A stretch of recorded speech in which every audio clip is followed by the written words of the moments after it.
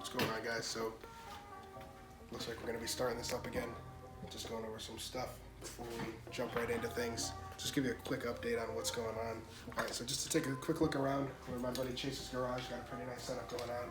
There's a couple different cars here. So this is where the old 2-valve sits right now. Got a couple things going on. Just some minor things that we're trying to work out here. So it's become quite a bit of a project. Basically, when I ended up selling the car a few years back at this point, I did end up spinning, what was it, like 4 rod bearings? All of them. All of the rod bearings, somewhere in that ballpark. So the motor's been completely rebuilt from top to bottom. It has a multitude of upgrades throughout the entire chassis, besides the motor being done. If you want to take a look down here, you can kind of see it might be a little bit dark. It's got some goodies, tubular K-member going on. There's the downpipe for the turbo setup that's being worked out right now. Take a look inside, it's a little bit torn apart at the moment. Some nice TMI bucket seats. Actually, the other one's on the ground over there if you want to show that was in the car. Scott, if you want to give a rundown as to exactly what's been done so far, you probably know a little bit better than me, right? Pretty much everything. I mean, there's more in store for it already. Obviously, the front suspension's not built up. It's going to have coilover front suspension with the tubular control arms. Those are all UPR products. It's going to have it already has tubular rear control arms. It also has, it's going to have rear coilovers. Obviously, it's going to have an on-3 70mm turbo with the whole kit and all. It's got a bullet intake. It's going to have a AccuFab throttle body. It's going to be it's going to be the big ovular one. So we're looking for maximum airflow and the most amount of power we can make on the stock bottom end. The turbo's pretty massive. Pretty good size for this stock block 4.6. It was rebuilt, but it was using the stock components, stock pistons, rods, everything like that. Yeah, so it's still pretty glass. Yeah, it's healthy though. It has subframe connectors. It's got brand new components all the way around, wheel bearings, brakes, just normal stuff. There was quite a bit going wrong with it at the time. Also gone through different sets, a few wheels and tires. So. It's like the previous owner beat the shit out of it or something. It's definitely like the previous owner beat the shit out of it. Might have filmed a video called How to Do a Burnout. I'm not too sure.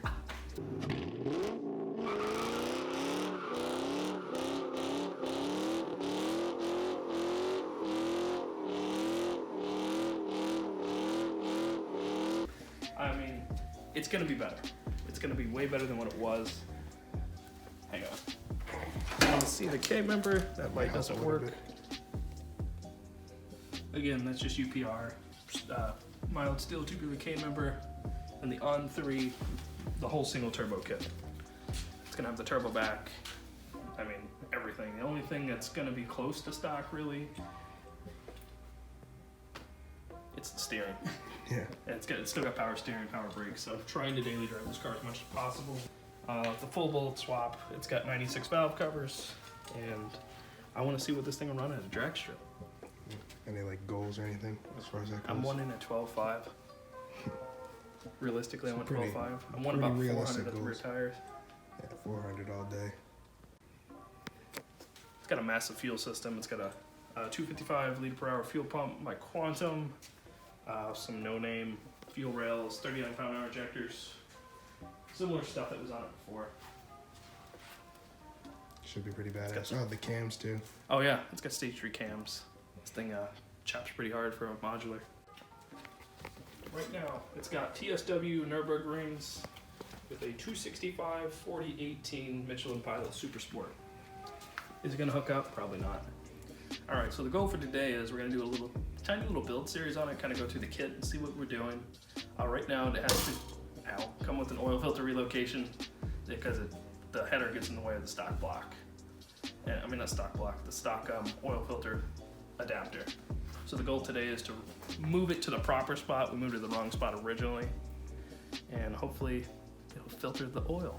I just want my goal isn't to be the fastest dude in the world. My goal isn't to beat anybody with a 10-second car. My goal is to have fun with the car I bought. I think it's got an 11 in it all day. I'd like a 12.5 where I could still drive to work every day. So. And then I'll get inside and run the 11, right? Right. Because you can drive it better. It looks pretty good in there though, I'm not gonna lie.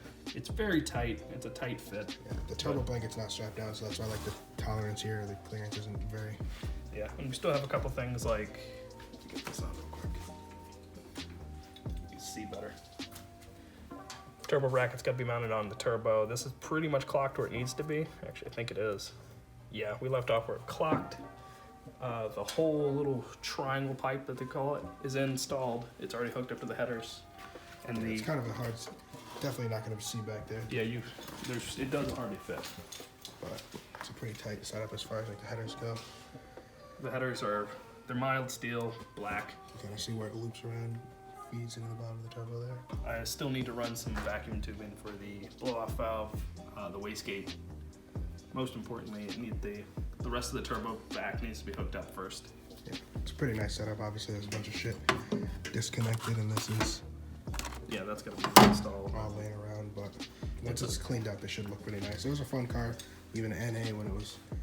Let me turn this off. When it was completed, but I mean, it should be even better than it was before, especially for a 4.6. It's a 2-valve. I mean, it's not going to be the fastest thing on the street, but I should be able to keep up with some fools.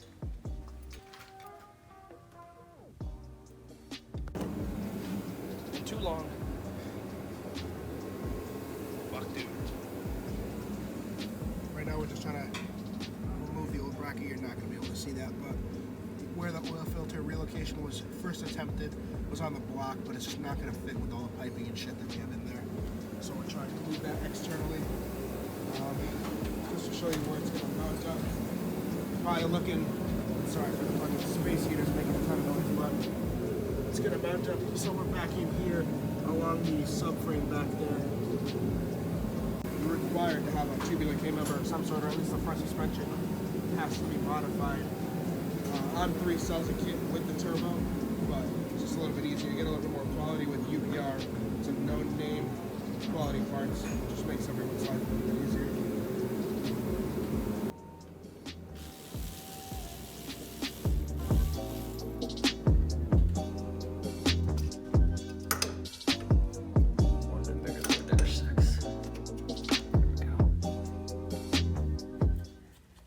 Got it out. Only took about 15 minutes. This is the filter plate. This is where the oil filter, the new one's going to screw on. This is just miscellaneous hardware we put together. The good news is, now we know where to put it. On 3 is not very specific where they want it. That being said, we found it online where it's easiest, so that way we can run a full exhaust system, because I want this thing to be kind of quiet. So the next step is to drill new holes and put the hardware in.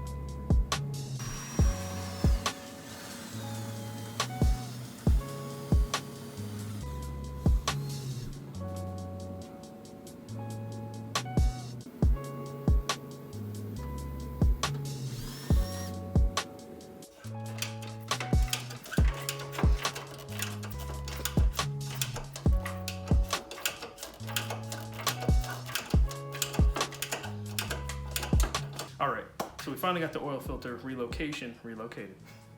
It took some doing. We had to modify the frame rail a little bit, just a couple holes. Had to remove the horn. As you can see, that big sucker gets in the way. Alright, so just wrapping up for the day here. I seem to have lost my glasses, but I guess we'll have to figure that out a little bit later.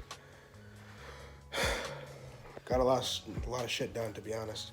Not mad with the progress that we made with a little bit of time that we put in today. Oil filter relocation's looking pretty good. Just a couple hours of work. Almost done. You just gotta get new lines. Just looking forward from here. I guess we could say that next time. I did get a new car, so I can talk about that. I've actually been through several cars since this. I don't know how many has it been at this point, like 3 since the Mustang, maybe more. It might be a Subaru, even though I said I never was gonna own one. You definitely owned a Subaru. Yeah, I'm enjoying it, so we'll talk about that next time so we can wrap up here. Anything you have to add before we close shop, turn the lights off? I say by March 2019, this will be done. Because if I overshoot sooner, but if I overshoot it when it happens in January, we'll be happy. yeah, there's not much left. Like, just what's left as far as the annoying stuff is left, really, and the big stuff is going to go together really easy. There's part of the turbo vac next to the seat. some intercooler coupling and piping. Yeah, there's more. The intercooler's got to be mounted, Part of the exhaust. and we have to modify a pipe for the bullet intake. Yeah. Other Where's than that that, throttle body? Here's the it's the AccuFab. AccuFab. Yep. Looking pretty sleek. It's really not for like power gain, but Oh, it's for flow. It should make it a little easier to drive to. My throttle body is pretty worn out. and then we're getting it tuned. Where are you getting it tuned? I'm going to Performance Dyno up in New Hampshire. They're about a couple hours away. Yeah, we're in Connecticut here, Hartford area, so So other than that, oh, and the blow-off valve and the wastegate. Almost forgot about them. almost, And the coilovers have to go in. yeah. I mean, that's kind of just part of bolting it back in. Yeah. Nice shot of the wastegate here. What is this, a 44 millimeter? That is a 44 millimeter wastegate and a 50 millimeter blow-off I valve. think that's it, right? Yeah. So it should be good soon. Hopefully we can get a little bit more exciting content once that thing's on the dyno. We can catch it blowing up, and then should make for a good video, right? Thanks. Well, we'll see you guys next time.